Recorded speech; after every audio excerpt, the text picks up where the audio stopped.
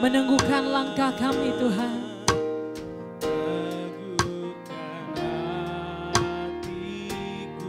Kami percaya Engkau Tuhan yang bertindak.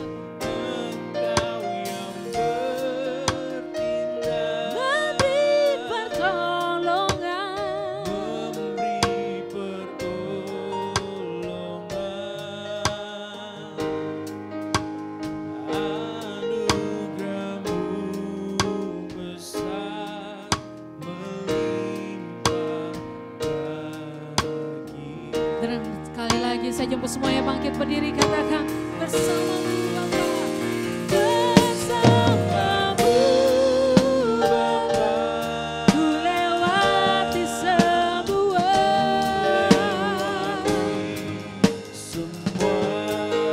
amin, perkenananmu ya.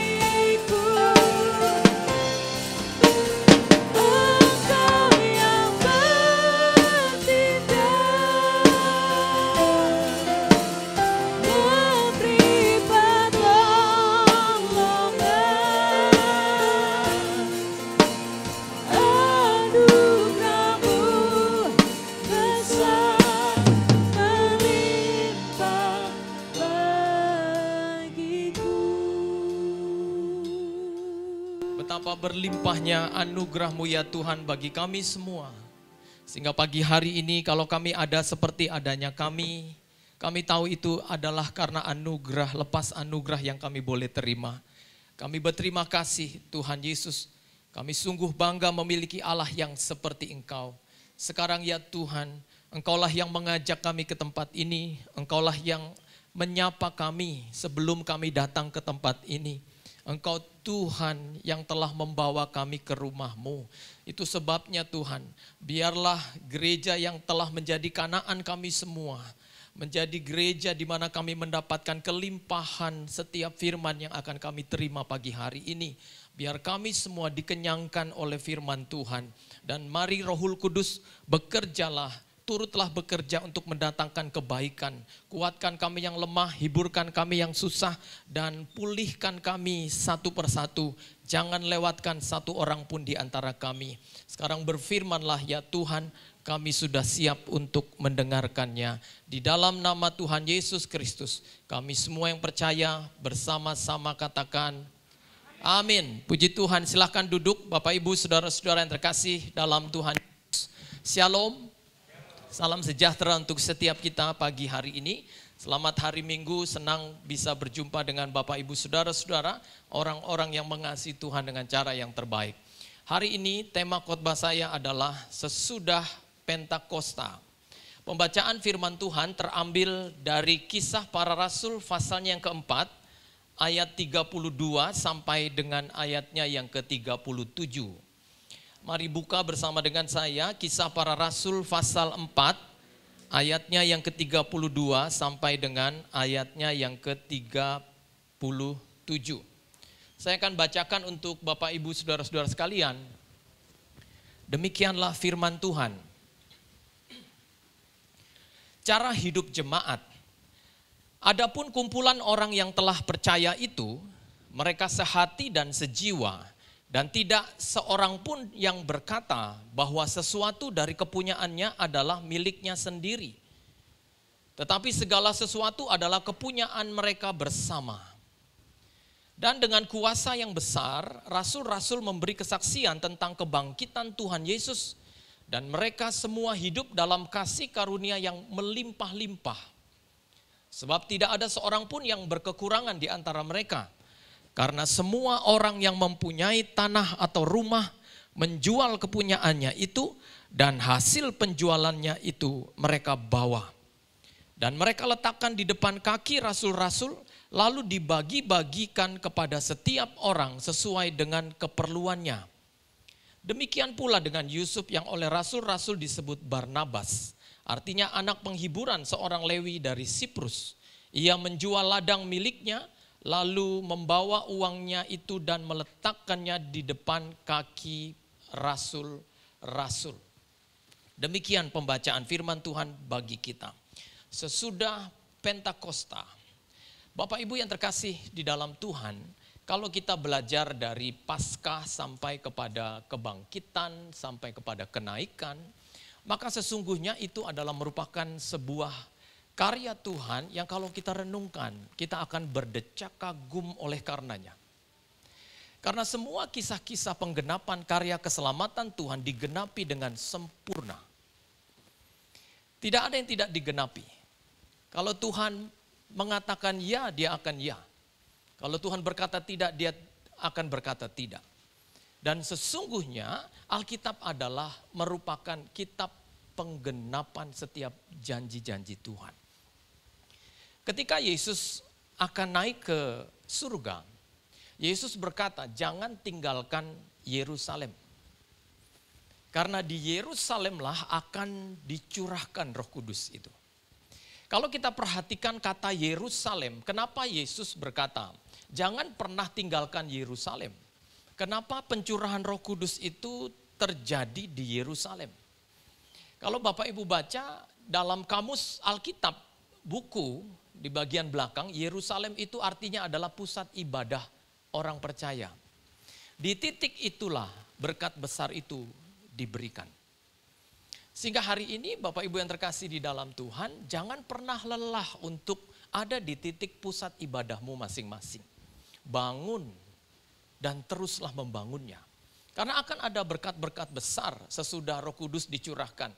Dan berkat-berkat besar yang dicurahkan itu akan membuat kita mengerti bahwa Tuhan yang kita sembah adalah Tuhan yang luar biasa. Nah, ketika orang-orang percaya dan semua orang Israel pada waktu itu berkumpul di Yerusalem, Bapak Ibu tahu ketika Roh Kudus dicurahkan. Roh Kudus itu dicurahkan pada waktu orang-orang Israel merayakan hari panen raya yang besar. Dan di hari merayakan panen raya yang besar itulah Tuhan mencurahkan Roh Kudus-Nya. Kalau berbicara tentang panen Bapak Ibu, di dalam Alkitab, di kitab Ulangan, di sana dikatakan bahwa ada 2 hujan yang mengikuti masa sampai panen. Yang pertama adalah hujan awal, lalu yang kedua adalah hujan akhir. Dan ketahuilah bahwa ketika Roh Kudus dicurahkan itu bukan lagi bicara tentang hujan awal lagi. Tapi ketika Roh Kudus dicurahkan itu berbicara tentang hujan akhir. Dan Bapak Ibu ada di titik ini. Kita sedang ada di masa-masa akhir. Masa penantian untuk menyongsong Kristus datang kali yang kedua. Sehingga orang banyak menyebutnya inilah zaman akhir.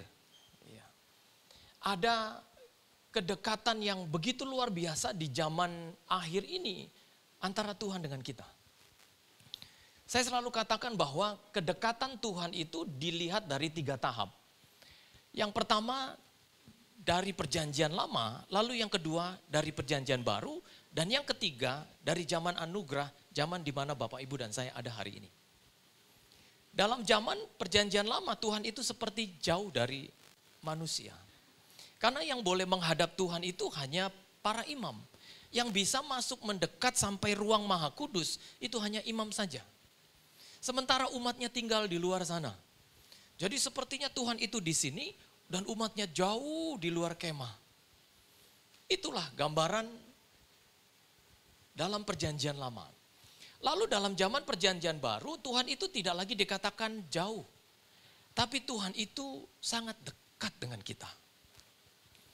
Ketika Tuhan menjadi manusia, dia bersama-sama dengan manusia. Dia melayani bersama, bergerak bersama, berjalan bersama. Begitu dekatnya. Bahkan makan bersama. Yang terakhir sebelum naik, foto bersama. Makanya ada fotonya kata orang. Ya, begitu dekatnya Tuhan dalam perjanjian baru.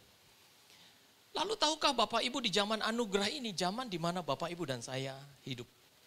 Tuhan tidak lagi dikatakan jauh dari kita. Atau sebatas begitu dekatnya. Tapi Tuhan yang besar itu sekarang masuk di hidup kita. Dan sekarang dia ada dalam hidup Bapak Ibu sekalian. Dia ada di sini. Sehingga kalau Tuhan ada di sini, apapun yang terjadi, kita harus terus maju. Tuhan bersama-sama dengan Bapak Ibu sekalian, bahkan dalam pandemi yang gelap ini. Alkitab berkata, dari sejak perjanjian lama, di ayat pertama, pasal pertama kitab Kejadian, pada mulanya Allah menjadikan langit dan bumi, bumi belum berbentuk dan kosong, gelap gulita menutupi samudera raya, dan roh Allah melayang-layang di atas permukaan air. Ada kata roh Allah melayang-layang di atas permukaan air. Artinya adalah Tuhan mau jelaskan bahwa dari awal dia mengatasi semua. Dia ada di atas semua. Dia mengatasi semua. Sehingga kalau Tuhan ada di sini dan dia mengatasi semua keadaan. Bapak Ibu tidak mungkin tidak bisa menghadapi pandemi ini. Kita pasti bisa maju dan tetap maju. Kita pasti bisa melihat terobosan, peluang dan pintu-pintu masih terbuka buat kita.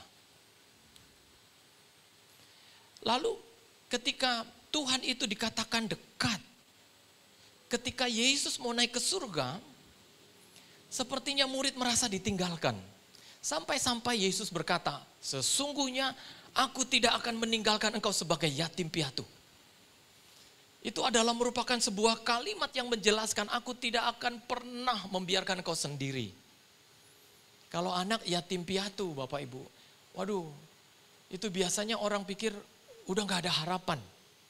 Udah gak ada pertolongan karena bapak ibunya sudah gak ada. Kalau Tuhan berkata aku tidak akan pernah meninggalkan engkau sebagai yatim piatu. Artinya Tuhan tidak akan pernah meninggalkan kita sendirian. Bahkan dalam pandemi ini pun sekalipun kita pernah berkata, di manakah Tuhan dalam pandemi ini? Tuhan itu ada bersama-sama dengan engkau. Tuhan itu kalau dikatakan Immanuel, dia bukan hanya dikatakan kiri kananku ada Tuhan, sekelilingku ada Tuhan, depan belakangku ada Tuhan. Tidak sebatas itu Bapak Ibu. Dia bukan ada di luar lagi. Dia bukan ada di kiri kanan lagi. Dia masuk dalam hidupmu. Wah ini luar biasa. Kita harus berikan tepuk tangan dulu untuk Tuhan yang seperti ini. Kalau Bapak Ibu pulang nanti, rasakan kebesarannya ada dalam hidupmu. Lalu ketika Yesus naik ke surga, semua murid-muridnya dan orang percaya, bahkan orang Galilea, menyaksikan detik-detik Yesus naik ke surga. Bapak Ibu tahu ketika Yesus naik ke surga, dia tidak meletup lalu hilang. Dia naik, lalu gak kelihatan. Bukan. Dalam kitab Ibrani dikatakan dia melintasi lapisan-lapisan langit. Dia naik secara normal. Sampai pelan-pelan. Lalu dikatakan oleh Alkitab dalam Kisah Para Rasul. Dan awan mulai menutup dia dari pandangan mereka. Dan dia tidak kelihatan lagi. Ketika dia tidak kelihatan lagi dalam kitab sejarah. Semua yang melihat Tuhan sudah naik. Mereka berkata Tuhan sudah pergi. Tuhan sudah meninggalkan kita. Tuhan sudah tidak ada. Tiba-tiba malaikat datang lalu berkata. Hai orang-orang Galilea. Mengapa engkau menatap ke langit? Yesus yang engkau lihat naik ke surga ini, satu saat dia akan datang kembali. Lalu, dia bukan hanya datang kali yang kedua, dia akan mendatangkan pemberian terbesar, yaitu pencurahan Roh Kudus. Saudara, kalau Tuhan tidak kelihatan, itu bukan tanda Tuhan meninggalkan kita. Banyak orang membenturkan Tuhan dalam pandemi ini dan merasa Tuhan tidak terlihat dalam sulitnya hidup dalam pandemi ini. Saudara tahu banyak orang yang tidak kerja lagi loh. Saudara, kalau hari ini saudara masih bisa menikmati hidup dan menjalani hidup, ini adalah anugerah yang kita bisa terima. Kalau kita prediksi untuk selesainya COVID-19 1 minggu kemudian, 1 bulan depan atau tahun depan, itu sangat mustahil Bapak Ibu. Bahkan ada yang memprediksi sampai 100 tahun kok virus ini akan merajalela. Dan kalau kita melihat sulitnya hidup dalam pandemi ini, lalu di manakah Tuhan? Apakah Tuhan diam? Apakah Tuhan kalah? Apakah Tuhan sudah pergi meninggalkan kita? Tidak. Tuhan yang tidak kelihatan itu Tuhan yang tetap turut bekerja dalam segala perkara untuk mendatangkan kebaikan bagi Bapak, Ibu, dan saya. Kalau Kisah Para Rasul berkata langit adalah tahtaku dan bumi adalah tumpuan kakiku, maka kaki Tuhan masih bertumpu di bumi ini. Kaki Tuhan tidak beranjak meninggalkan kita. Langit dan bumi boleh berlalu kata Alkitab. Gunung-gunung boleh bergoncang. Bukit-bukit boleh beranjak. Tapi kasih setiaku tidak akan pernah beranjak daripadamu. Dan ini kebenaran yang tidak bisa dirubah. Sesungguhnya ada Tuhan yang bergerak bersama-sama dengan kita.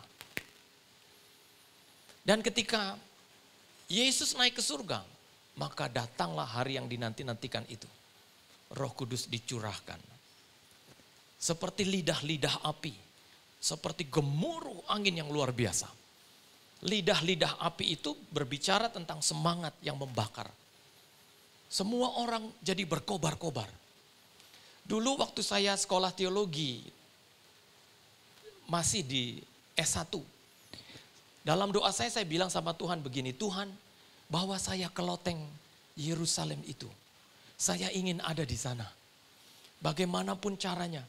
Mau pakai uang sendiri kek, atau mau dibayarin kek, pokoknya terserah. Lalu akhirnya berjalannya waktu saya nggak berangkat-berangkat ke Israel. Satu kali kan saya punya Facebook tuh. Pendeta kan boleh main Facebook ya. Pendeta kan juga manusia ya. Saya selalu mengupload pelayanan saya di Facebook. Pokoknya kalau Facebook itu dipakai untuk maksud yang mulia, maka yang mulia juga akan datang. Yang pelayanan lah, kata-kata hikmat lah, kata-kata bijak lah, ayat firman Tuhan lah, ucapan syukur lah. Pokoknya saya masukin di situ. Satu kali tiba-tiba waktu saya cek inbox, biasanya orang kan malas buka inbox ya, kecuali kalau ada pemberitahuannya langsung dan ada kata-kata yang di handphone sekarang. Waktu saya buka tiba-tiba ada seorang yang mengirim pesan kepada saya. Lalu dia berkata begini, Pak Pendeta, saya lihat waduh pelayanannya luar biasa ini. Bapak mau nggak kira-kira pimpin rombongan ke Israel? Itu waktu pertama kali saya ke Israel tuh, memimpin rombongan. Ya karena saya belum pernah, saya langsung jawab seketika itu dengan jawaban mau. Ya. Oke Pak, nanti kita bicara. Ya. Nggak lama Bapak Ibu, inbox itu datang hari ini, 2 bulan kemudian saya berangkat untuk mimpin rombongan. Lalu rombongan saya, sebagian besar 75% orang Manado lagi. Jadi kita nggak susah makan di sana. Padahal saya udah siapin teri Medan, akhirnya nggak kemakan tuh teri. Karena yang dibawa orang Manado jauh lebih enak. Ya, saya keluarin aja mereka malah tanya, ikan apa itu? Ya, kalau kita pakai Facebook kita untuk maksud yang mulia, kan ada orang curhat di Facebook. Ya. Istri pendeta tulis, katakan sejujurnya, apa mungkin kita masih bersatu? Jemaatnya baca, astaga ada apa ini Ibu Gembala? Pasti ada apa-apanya dengan Pak Gembala. Ya, tiba-tiba waktu Pak Gembala dibuka statusnya, dia nulis. Ya, kau tercipta hanya untukku, aku lahir hanya untukmu. Itu lagu-lagu dulu tuh luar biasa ya, gak kayak lagu hari ini. Itu pikirannya Panca ada aja, pikirannya si Pampers ada aja. Ya, hebat tuh. Makanya orang kalau jatuh cinta zaman-zaman dulu, waduh itu kalau putus cinta. Itu seperti dunia sudah berakhir. Ya. Lalu kemudian Bapak Ibu, saya berangkat ke Israel. Ya. Dan ketahuilah bahwa Tuhan itu ada dalam setiap harap dan doa kita. Dia Tuhan yang tidak diam dalam keadaan apapun. Dia Tuhan yang mengerti kita dari jauh. Lalu saya sampai ke loteng Yerusalem itu. Dan saya naik ke sana. Bapak Ibu yang sudah pernah ke Yerusalem, ya pasti naik ke loteng itu kan. Saya sampai bilang waktu rombongan udah turun, Pak kasih saya waktu setengah jam lagi. Ya leadernya sudah turun, jemaat sudah turun. Rupanya mereka kelamaan gitu ya. Waktu saya turun, waduh Pak tadi jemaat pada tanya, kemana Abuna? Oh Abuna lagi naik ke puncak, nanti turun itu wajahnya pasti bersinar. Akhirnya saya pelajari, saya tanya sama guide saya, ini di mana kejadian? Di titik ini Pak, pas ada bangunan gapura seperti itu. Dan orang-orang yang berdoa di loteng itu, tempat itu dikatakan paling sensitif dengan karunia. Sehingga kalau orang nyanyi, itu nyanyinya bisa nggak selesai-selesai. Dia bisa dapat karunia, dia bisa dapat penglihatan, dia bisa dapat segala sesuatu yang baik dari Tuhan. Dan itulah Tuhan Bapak Ibu. Dan Roh Kudus dicurahkan ketika masa panen raya itu menjelaskan bahwa ada berkat yang jauh lebih besar dari sekedar hasil panen. Ada berkat yang jauh lebih besar dari sekedar uang yang diterima ketika kita memanen sawah kita dan ladang kita. Dan berkat besar itu tidak seperti materi. Dialah Roh Kudus yang diberikan untuk orang-orang percaya. Lalu ketika Roh Kudus dicurahkan, Petrus berkhotbah dengan berapi-api, berkuasa. Sehingga 3.000 orang bertobat, sampai 5.000 orang bertobat. Dan akhirnya terjadilah sesuatu yang baru dalam hidup jemaat. Terjadilah terobosan-terobosan baru dalam memaknai hidup dan menjalani persekutuan. Lalu apa yang kita bisa lihat dalam pembacaan kita tadi tentang bagaimanakah kehidupan jemaat sesudah Pentakosta. Hal yang pertama saya catat di sini adalah sesudah Pentakosta jemaat mempunyai rasa saling memiliki. Kalau Bapak Ibu baca di ayat 32, di sana dikatakan demikian. Adapun kumpulan orang yang telah percaya itu, mereka sehati dan sejiwa dan tidak seorang pun berkata bahwa sesuatu dari kepunyaannya adalah miliknya sendiri. Tetapi segala sesuatu adalah kepunyaan mereka bersama. Ini belum ada sebelum kegerakan Pentakosta. Jemaat mempunyai rasa memiliki satu dengan yang lain. Kalau Bapak Ibu mengalami Tuhan sebetulnya, dan mengalami Roh Kudus ada di hidup saudara sebetulnya. Bapak Ibu juga pasti memiliki sifat yang seperti ini. Engkau memiliki rasa memiliki itu. Mempunyai rasa saling memiliki. Kalau engkau di gereja ini, engkau mempunyai rasa memiliki gereja ini. Engkau menjadi orang yang gak enak kalau gak ibadah di sini. Kalau engkau mempunyai rasa memiliki, maka gembala di sini pun menjadi milik yang engkau akan doakan terus. Pengerja di sini pun, kegerakan gereja ini pun, engkau akan ikut ambil bagian untuk mendukungnya dalam doa. Bagaikan seorang yang membangun menara doa untuk gereja ini. Demikianlah engkau akan melakukannya, karena engkau merasa ini gereja saya. Sehingga saya selalu berkata kepada banyak orang, jangan jadi simpatisan. Ayo daftar jadi jemaat. Mulai berjemaat, mulai punya komunitas. Sampai kapan saudara kita jadi simpatisan di mana-mana. Sehingga kalau engkau dengar khotbah ini, mulailah melangkah. Dan mulailah menjadikan dirimu menjadi jemaat yang setia. Yang memiliki gereja dan engkau dimiliki oleh gereja. Supaya kalau engkau sakit, minimal ada yang kunjungan. Ya. Supaya kalau engkau punya masalah, engkau tenang karena engkau tahu gereja mendoakan engkau. Kalau saudara simpatisan, ya sebelum lagu Bapak terima kasih saudara sudah pulang. Kan biasanya kalau simpatisan kan, aduh malas basa-basi, udahlah, ntar jemaat, udah pendeta udah angkat tangan, kita kabur aja. Ya. Ayo terserap dalam kegerakan gerejamu saudara. Kalau engkau merasa memiliki gereja ini, engkau akan menyebut semua orang yang ada melayani di sini dalam doamu. Bahkan saya pun gak ketinggalan saudara sebut. Hamba Tuhan itu gak bisa jalan sendiri saudara. Hamba Tuhan itu, gembala itu, pendeta itu, pengkhotbah itu harus engkau doakan. Tidak ada yang profesional di mimbar. Yang ada adalah orang yang fasih berbicara ada. Tapi di mimbar ini bukan berbicara tentang profesionalisme. Sehingga orang yang sudah profesional, udah naik turun mimbar beribu-ribu mimbar, dia nggak perlu persiapan, bukan saudara. Di mimbar ini berbicara tentang orang yang diurapi. Dan orang yang diurapi itu kadang lahir dari menyan-menyan doa. Bau harum doa yang dinaikkan untuk orang yang berdiri di sini. Sehingga jangan pernah hanya berharap khotbah terbaik dari mimbar ini. Kalau tanpa engkau mau mendoakan siapa yang berdiri di sini. Jangan jadi juri bagi semua pengkhotbah. Jangan merasa pengkhotbah ini bagus, pengkhotbah ini tidak.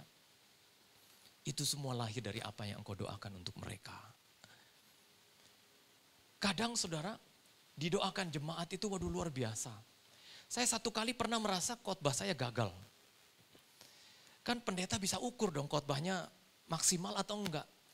Nah satu kali saya berkhotbah itu saya turun dari mimbar itu seperti ayam kecelup air, tikus kejebur got. Ya, karena saya sendiri nggak tahu apa yang saya omongin apalagi jemaat. Udah gitu gembalanya bilang lagi, ayo pastor silakan berdiri di depan supaya bersalaman dengan jemaat yang besar ini. Waduh itu kepala saya seperti Mickey Mouse. Merah. Karena saya merasa gagal dalam berkhotbah. Tiba-tiba waktu salaman, ya namanya jemaat ya. Ada aja jemaat yang, waduh pastor khotbahnya luar biasa. Aduh dengkul saya sampai mau copot. Katanya. Waduh luar biasa. Dalam hati saya, ini muji apa ngutuk? Lu yang bener aja, gue aja gak ngerti khotbah gue, apalagi lu lagi. Wah lu semua kan mungkin gak enak sama pendeta. No. Tap. Oke. Saya bilang. Tiba-tiba ketika saya merasa gagal dalam berkhotbah, ada seorang bapak yang salamin saya loh. Lalu dia bilang begini, Pak Pendeta, kalau saya tidak dengar khotbah Bapak hari ini, nanti malam saya sudah siapkan untuk bunuh diri dan mengakhiri hidup saya. Wah saya kaget kan, jantung saya copot, saya pungut lagi, copot, saya pungut lagi. Di mana Bapak ini dengar khotbah saya yang mana kata saya. Kok bisa dia gak jadi bunuh diri? Lalu saya bilang, Pak jangan pulang dulu ya, Bapak tunggu di sana, nanti kita konseling sebentar. Maksud saya mau tanya, yang lu denger tuh tadi apa? Udah selesai jemaat salaman, terus saya datang ke Bapak itu, lalu saya bilang, Pak maaf lama ya, iya Pak. Maaf Pak, saya mau tanya, Bapak tadi dengar bagian mana waktu saya khotbah? Bapak itu sambil nangis, dia bilang, tadi Pak Pendeta bilang, Bapak yang baik 5 kali. Ketika saya dengar kalimat itu sekali, saya kaget. 2 kali, tambah kaget. 3 kali, 5 kali. Akhirnya hati saya berkata, buat apa saya bunuh diri kalau saya masih punya Bapa yang baik di surga. Lalu kemudian saya ingat peristiwa seorang perwira di Kapernaum dong. Ketika dia berkata, Tuhan jangan datang ke rumahku, katakan saja sepatah kata maka hambaku itu akan sembuh. Di situ saya baru mengerti kadang Tuhan tidak memakai khotbah kita yang 1 jam. Dia hanya pakai sepatah kata kadang untuk bisa menobatkan seseorang kembali ke jalan yang benar. Akhirnya Bapak itu gak jadi bunuh diri. Sehingga tidak ada khotbah yang bagus atau tidak bagus. Yang ada adalah khotbah yang diurapi. Sehingga hari ini Bapak Ibu yang terkasih, milikilah gereja ini. Dan doakan, dukung, ikut kegerakannya. Saya salut dengan jemaat di sini. Kadang-kala kita di Ciputra, di sini. Kemana tiang awan memimpin, di situ Bapak Ibu ada. Tepuk tangan dong untuk jemaat yang militan seperti ini. Wah luar biasa. Saya kalau suruh angkat jempol, saya angkat jempol 4-4-nya. Karena saya punya jempol 4. Buat Bapak Ibu pokoknya, wah dahsyat ya. Saya sampai bilang sama Pak Johan Kramer, waduh ini jemaat luar biasa. Tiang awan memimpin mereka ke Ciputra, mereka ke Ciputra. Tiang awan ada di Dan Mogot, mereka ke Dan Mogot. Ini namanya kegerakan yang luar biasa. Memiliki rasa, mempunyai rasa memiliki. Membuat saudara juga menjaga prokes. Membawa masker, tadi banyak jemaat yang dicek dulu sama Pak Gideon. Lalu cuci tangan dulu, waduh semprot sana, semprot sini, waduh saya angkat jempol untuk saudara. Saya selalu katakan kepada banyak orang bahwa corona telah membuat orang takut akan Tuhan. Dan orang yang takut akan Tuhan tidak takut corona lagi. Kenapa demikian? Karena Bapak Ibu yang terkasih, COVID-19 telah membuat banyak orang akhirnya takut akan Tuhan. Sehingga mereka berpikir tidak ada alasan untuk kita nggak cari pertolongan dari Tuhan. Karena kita ini nggak ada apa-apanya. Kita butuh Tuhan yang bisa menolong kita. Akhirnya yang terjadi dalam belahan dunia ini bukan hanya kematian massal. Tetapi juga pertobatan massal yang sedang melanda seluruh dunia dan Indonesia. Sehingga kita perlu ikut kegerakan ini. Dan ketika orang takut akan Tuhan, orang yang takut akan Tuhan tidak takut corona lagi. Kenapa demikian? Karena takut akan Tuhan itu selalu berjalan bersama-sama dengan hikmat. Di mana ada takut akan Tuhan, di situ ada hikmat. Sebab permulaan hikmat adalah takut akan Tuhan. Kalau Bapak Ibu takut akan Tuhan, Bapak Ibu pasti berhikmat. Kalau Bapak Ibu takut akan Tuhan, Bapak Ibu pasti pakai masker. Cuma saya nggak pakai masker aja, saya lepas supaya Bapak Ibu, kadang ada yang ngomong, pengen lihat muka pendetanya deh. Akhirnya saya pakai, saya tadi tanya sama Pak Gideon, nanti saya khotbah, saya pakai masker nggak? Enggak, kan jauh dari jemaat. Akhirnya saya nggak pakai masker.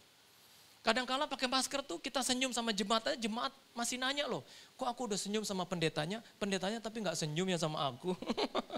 Padahal di balik masker itu ada senyuman saya yang mereka. Dan Bapak Ibu juga pasti lagi senyum, malah ketawa nih. Iya. Kita mempunyai rasa memiliki untuk gereja ini. Sehingga kalau kita ke toilet kita jaga kebersihan. Kita turun ke bawah kita jaga kebersihan. Ya, kita ada di gereja ini kita jaga kebersihan. Ya, bekas permen kita kantongin, bekas tisu kita kantongin, ya. Minuman orang kita bawa, oh jangan. Minuman sendiri ya. Lalu yang kedua Bapak Ibu, apa yang terjadi sesudah Pentakosta? Bukan hanya jemaat mempunyai rasa saling memiliki, tetapi yang kedua adalah jemaat hidup dalam kasih karunia yang berlimpah-limpah. Dalam ayatnya yang ke-33 dikatakan demikian.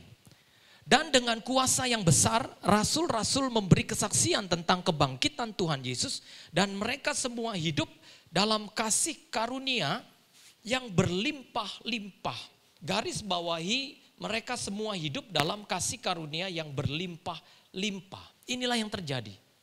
Semua jemaat, semua orang yang mengikut Yesus, mereka hidup dalam kasih karunia yang berlimpah-limpah. Sadar tidak sadar Bapak Ibu, kita adalah orang yang tetap menerima anugerah lepas anugerah, kasih karunia lepas kasih karunia dalam pandemi ini. Dan saya mau katakan buat Bapak Ibu sekalian, anugerah masih berlaku bagi kita. Ya. Kemarin kita kaget kan dengar Giant ditutup dan ada ribuan karyawan yang akhirnya bisa tidak bekerja.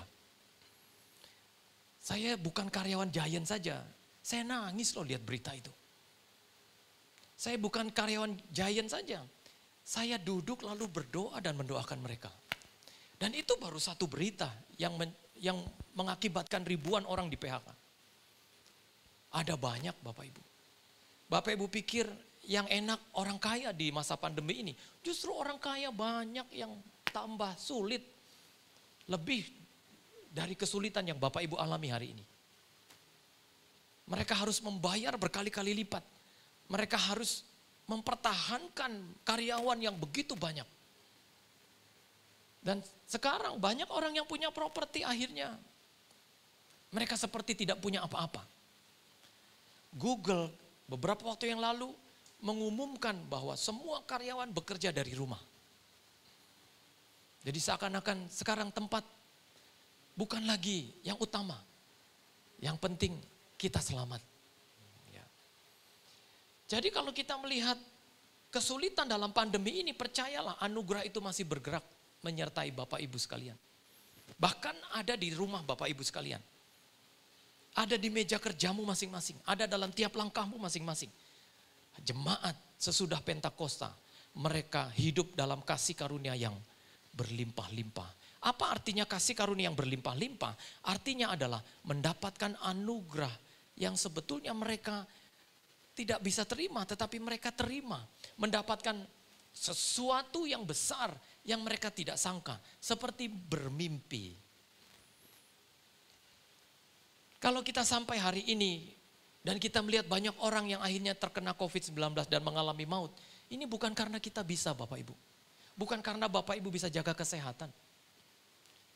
Tapi percayalah, karena ada anugerah yang membuat engkau mengerti kalau kita belum selesai dari panggilan kita di dunia ini. Raditya Oloan berkata, kalau Tuhan masih koma, jangan kasih titik. Tapi akhirnya kita berpikir bahwa betapa ngerinya hidup dalam pandemi ini. Dan kalau bukan Tuhan yang menolong kita, kita ini tidak ada apa-apanya Bapak Ibu. Jangankan bicara kalau Tuhan masih kasih koma, jangan kasih titik. Gaji aja udah 1 koma kan, tanggal 1 sudah koma. Tanggal 1 kita udah bingung mau ngapain lagi. Itu mah bukan gajian. Makanya orang anak-anak Tuhan sekarang harus bisa melihat terobosan. Jangan hanya punya penghasilan tetap, tapi jadilah orang yang tetap berpenghasilan. Dengan cara apa? Ayo usaha. Gunakan terobosan-terobosan yang kau lihat. Mau jualan masker kek, mau jualan hand sanitizer kek. Di seberang sana ada ya tukang masker naik haji. Siapa tahu kita tukang masker naik ke loteng Yerusalem. Iya kan? Cuma masalahnya kita gengsi aja. Waktu lalu saya khotbah, jadi saya bilang, kadangkala gengsi kita membuat kita gak bisa turun sedikit untuk kelihatan, ya gak ada apa-apanya di hadapan orang. Ya gak masalah. Ada orang, lu mau kerja gak? Ya gue belum kerja nih. Lu jualin motor? Aduh kalau jualin motor gue gak punya karunia untuk marketing. Bener, sebulan kerja gak ada yang kejual. 2 bulan kerja gak ada yang kejual. Ketika dia udah gak kerja lagi karena gak menghasilkan. Akhirnya saudara ketika dia udah lihat gak punya apa-apa. Handphone bisa dia jual loh. Kulkas akhirnya dia bisa berhasil jual. Sepatu Adidasnya dia bisa berhasil jual ke temennya. Sebetulnya bukan karena dia gak punya karunia marketing. Cuma karena dia gak mau lihat kekuatan diri saja. Tapi jangan habis ini dijual semua ya Bapak Ibu. Ya. Kasih karunia yang berlimpah-limpah itu diberikan untuk kita sekalian. Lalu kemudian yang ketiga, apa yang dialami oleh jemaat ketika sesudah Pentakosta? Yang ketiga adalah jemaat hidup dengan mencukupkan diri dengan apa yang ada pada mereka.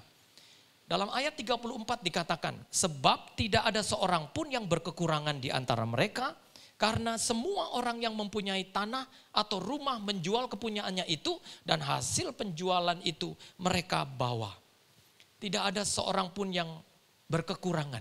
Apa artinya ini? Artinya adalah mereka belajar mencukupkan diri dengan apa yang ada pada mereka. Bapak Ibu yang terkasih di dalam Tuhan, kalau kita belajar tentang hidup ini, sebanyak-banyaknya uang, kalau kita gunakan dengan sembrono, kita pasti tidak akan merasa cukup. Ya. Hidup itu harus mengikuti gaji, jangan gaji mengikuti hidup. Nanti nggak akan cukup Pak, Bu. Ya. Ada tulisan yang berkata hidup itu murah kok, yang mahal itu merek baju kita. Kadang-kadang kita kalau udah biasa beli baju mahal, ya nggak enak tuh beli baju yang murah. Lalu hidup itu sebetulnya murah, gengsi yang buat mahal kata orang. Buat apa kita gengsi? Buat apa kita hanya mau menampilkan yang hebat-hebat? Kenapa kita tidak investasi? Kenapa kita tidak menabung? Anak Tuhan tuh harus punya tabungan loh. Ingat Yusuf, dia disuruh Tuhan membuat lumbung. Disuruh Tuhan membuat tabungan. Karena nanti akan datang masa kesukaran. Kalau kita nggak punya tabungan, hari-hari ini kita belajar kan. Sebelum pandemi COVID-19 ini, Natal itu uang habis semua. Tahun baru habis, tiba-tiba datang pandemi seperti halilintar di siang bolong. Kita lihat-lihatan kiri, kanan, depan, belakang. Waduh, gawat. Tabungan gak ada. Ya memang gak ada karena kita selalu hidup, bahkan hidup memakai uang yang belum menjadi milik kita. Apa itu uang yang belum jadi milik kita? Ya gesek sana. Beli pohon Natal gesek. Natalnya udah lewat, damai Natal sudah habis, cicilannya masih panjang. Ya. Ditanya, beli laptop berapa nih? Murah. 700 om, 700. Wah, di mana saya mau dong belinya? Iya, 12 kali. Wah itu cicilan, iya. Kalau bisa nabung kenapa harus nyicil? Ya. Jadi hidup itu kalau belajar mencukupkan diri dengan apa yang ada padamu, Bapak Ibu, kita harus gunakan setiap rupiah demi rupiah dengan bijaksana.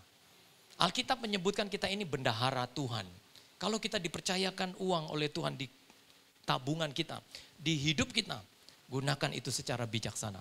Supaya apa? Supaya bijaksana itu mengundang berkat-berkat yang jauh lebih besar dari yang kita miliki hari ini.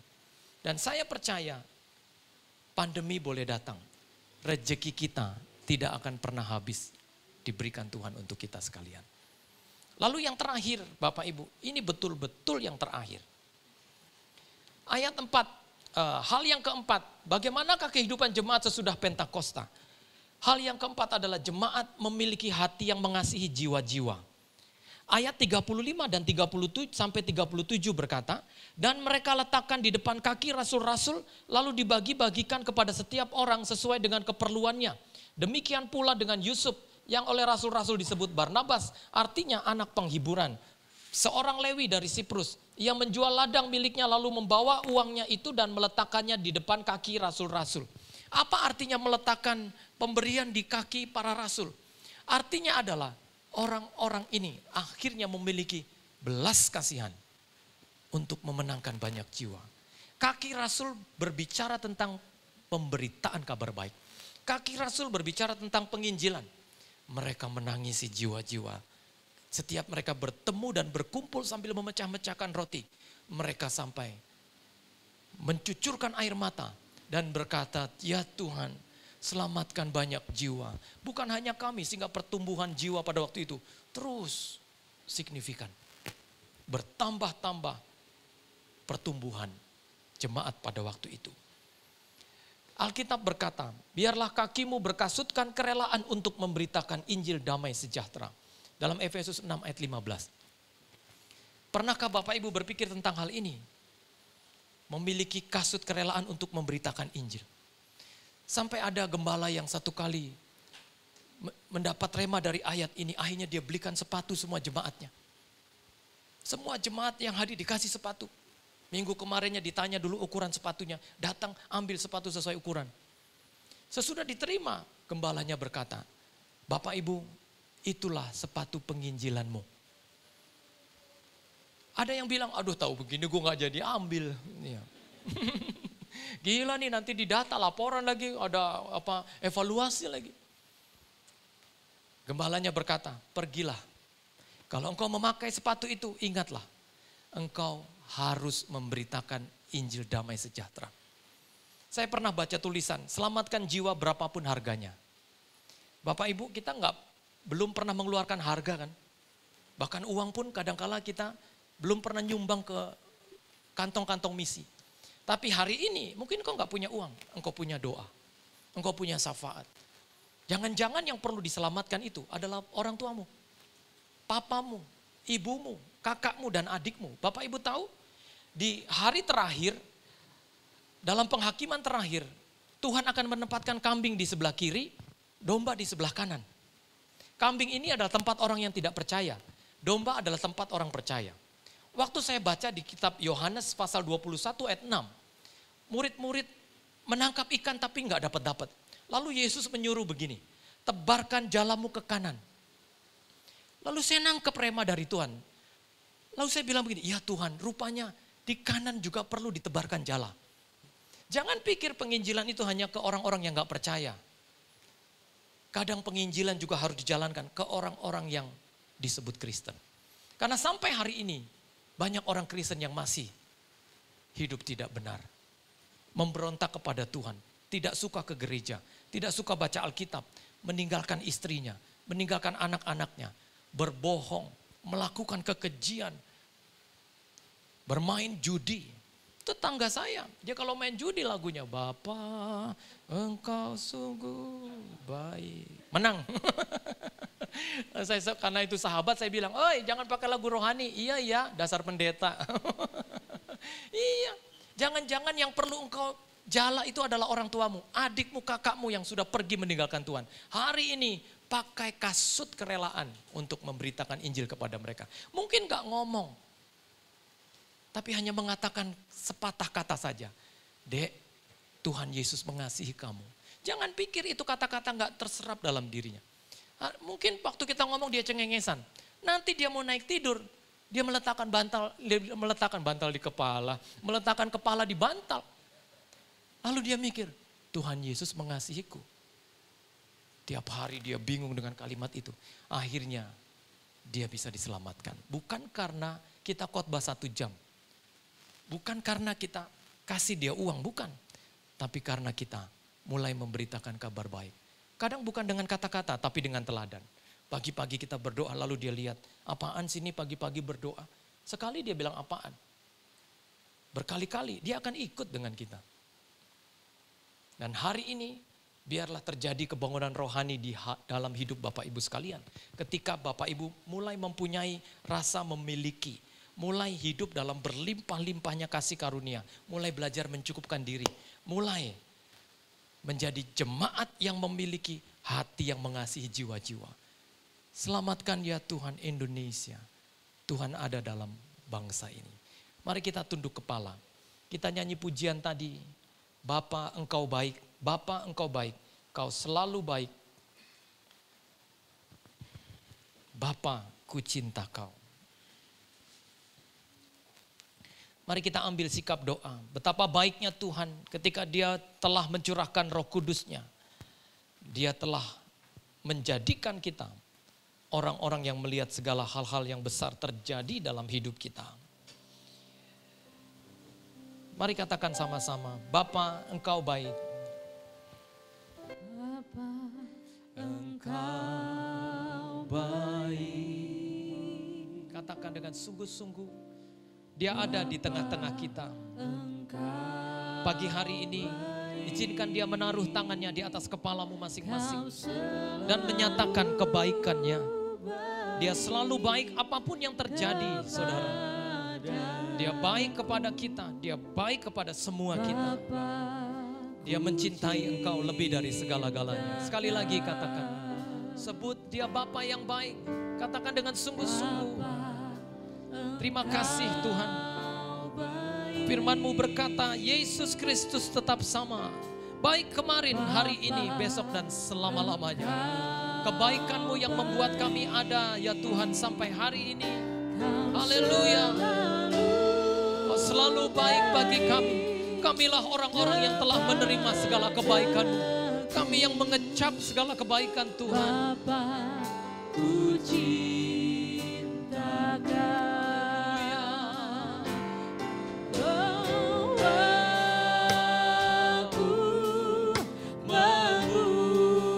Tanganmu, puji dia oleh karena kebaikannya. Singa-singa muda merana kelaparan, kata Tuhan. Tapi orang-orang yang mencari Tuhan tidak kekurangan sesuatu pun yang baik. Dia turut bekerja mendatangkan kebaikan bagi kita. Terima kasih Tuhan. Bapa ku cinta, aku memuji-Mu.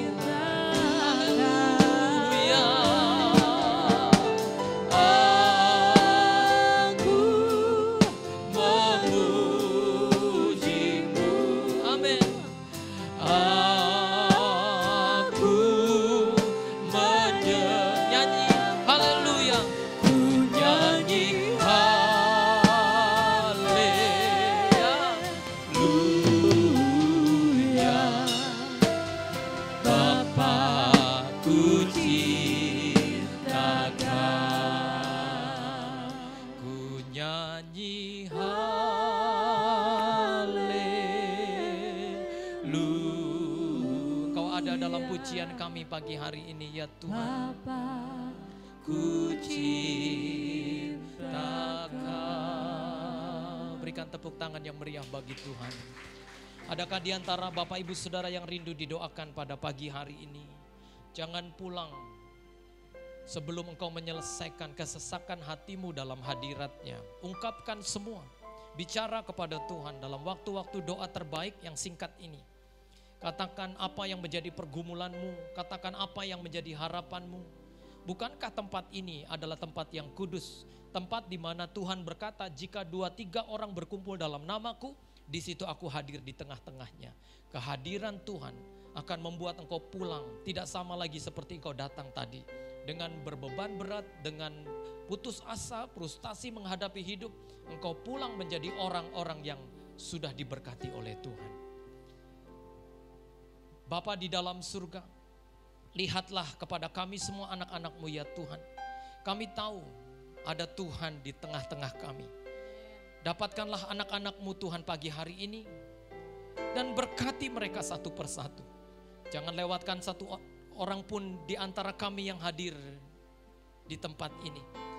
Biarlah kami pulang, kami sudah memastikan hidup kami sudah dijamah. Hidup kami sudah dilawat Tuhan, hidup kami sudah diberkati dan direncanakan berkat untuk kami. Yang sakit Tuhan sembuhkan di rumah kami masing-masing. Yang susah Tuhan hiburkan. Kiranya keluarga kami dilindungi dan dilalukan dari segala mara bahaya. Terpujilah nama-Mu Tuhan. Hanya kata-kata pujian ini yang kami ingat. Bahwa kami punya Bapa yang sungguh baik. Bapa yang mencintai kami lebih dari semuanya. Bapa yang kami cinta. Kami menaikkan haleluya, puji Tuhan. Sebab Tuhan maha baik. Dalam nama Tuhan Yesus, kami semua yang percaya bersama-sama katakan amin. Amin. Berikan tepuk tangan yang meriah bagi Tuhan. Terima kasih banyak Pastor Julius Parapat sudah jadi berkat buat kita semua. Tuhan Yesus memberkati. Biar kebenaran firman Tuhan pagi hari ini saudara menjadi dasar bagi hidup kita. Amin. Haleluya. Saat ini kita mau persiapkan persembahan. Kita mempersiapkan persembahan kita. Bagi Bapak Ibu yang belum mendapatkan amplop boleh mengangkat tangan, nanti akan dibantu. Oke, semuanya sudah, kita persiapkan hati kita, kita mau berdoa. Bapak, kami mengucap syukur Tuhan buat ibadah kami pagi hari ini. Terima kasih untuk hamba-Mu yang sudah menyampaikan kebenaran firman Tuhan. Biar firman Tuhan yang sudah kami dengarkan ini Tuhan, jatuh di tanah hati yang subur dan berbuah lebat untuk hormat dan kemuliaan nama Tuhan. Berkati hamba-Mu Pastor Julius Parapat dengan setiap pelayanan yang keluarganya ya Tuhan. Kami berdoa untuk setiap kami yang mendengarkan kebenaran firman-Mu, hidup kami pasti diubahkan Tuhan. Dan saat ini juga Bapa kami mau mengucap syukur atas berkat materi yang Tuhan percayakan dalam kehidupan kami. Kami mau membawa persembahan kami, baik persembahan persepuluhan, buah sulung, persembahan syukur dan juga persembahan lainnya Tuhan. Biar Engkau yang melihat hati-hati orang yang memberi. Dan kami percaya Tuhan, setiap kami yang memberi, Tuhan Yesus yang menyediakan benih untuk setiap penabur. Berkati tangan-tangan yang mengelola persembahan ini Tuhan. Biar hanya untuk hormat dan kemuliaan nama Tuhan. Biar hanya untuk pelebaran kerajaan Allah di muka bumi ini melalui gereja kami. Terima kasih Tuhan, kami mau memberi dengan penuh sukacita. Sama-sama kita katakan, amin.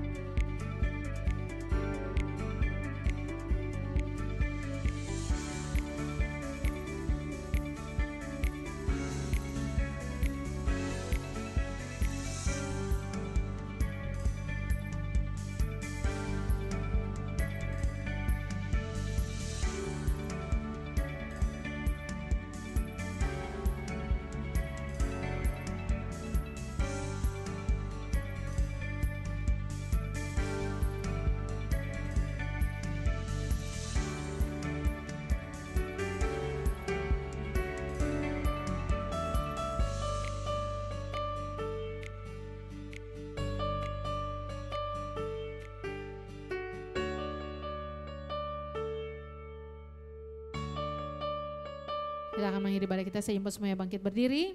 Kami memuji kebesaran-Mu, ajaib Tuhan, ajaib Tuhan. Kami memuji kebesaran-Mu, ajaib Tuhan,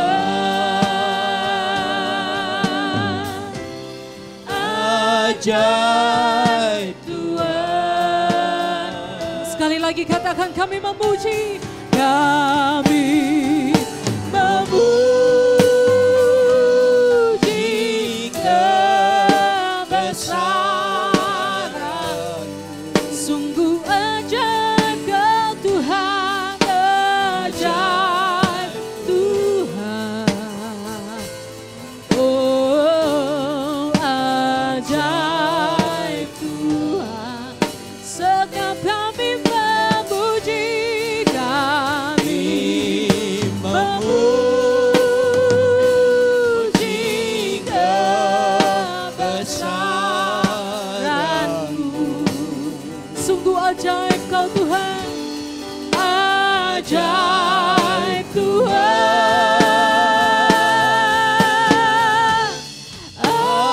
ajaib Tuhan.